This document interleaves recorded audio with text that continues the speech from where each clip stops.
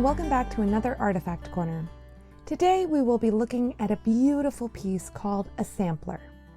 This is a sewing sample done by a young woman in 1821, when she was just 10 years old. This piece was made by Susan Ketchum. She was born in Canada on August 16, 1811, and lived in Chazy, New York. Betsey Delord was born Elizabeth Ketchum, and so Susan was likely related to our Betsy. Samplers were done by young women as a way to showcase their sewing and embroidery skills. This sampler is made by using a linen backer with silk and wool thread. Let's learn a bit more about the history of samplers and embroidery. The English term sampler comes from the Latin exemplum, or from the Old French term essamplaire, meaning an example. The sampler is an example of all the different stitches that a child had learned up to that point. It could also be used again as a reference guide to remind the student of all the different stitches they know. Remember, young people did not have YouTube to reference hundreds of years ago. The first reference book for embroidery was published in Germany in the early 1520s. Similar books were published throughout Europe following that, and samplers became very popular in Tudor England. Many samplers from this period included lettering and artwork such as animals, flowers, hearts, and a variety of other motifs. As Europeans moved across the ocean and settled on a new continent, they brought their customs and traditions with them, including samplers.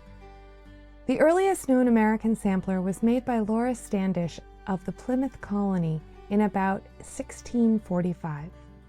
Children, almost exclusively women, started working on these pieces by as young as 5 years old.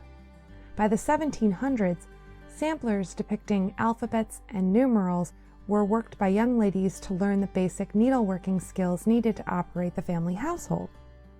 By the late 1700s and early 1800s, schools or academies for well-to-do young women flourished, and more elaborate pieces with decorative motifs such as verses, flowers, houses, religious themes, pastoral and/or mourning scenes were being stitched. The parents of these young women proudly displayed their embroideries as showpieces of their work, talent, and even status. Being able to sew was vital for women in the 18th and early 19th centuries. There were no sewing machines yet, and so being able to sew and mend garments was incredibly important, and sewing was considered women's work. Our beautiful sampler has the alphabet, both in block and in cursive, upper and lower cases. It also has Susan's name beautifully embroidered along with the date. In the lower right corner, there is a heart embroidered with green and red wool thread. There are some small stains on the fabric, and some of the thread has faded, but bearing in mind that this piece is 200 years old, it's in pretty fantastic condition. This is a wonderful piece of history and a unique window into the life of a 10-year-old girl from Chazy. Susan Ketchum spent so many hours working on this piece, which was an important part of her education.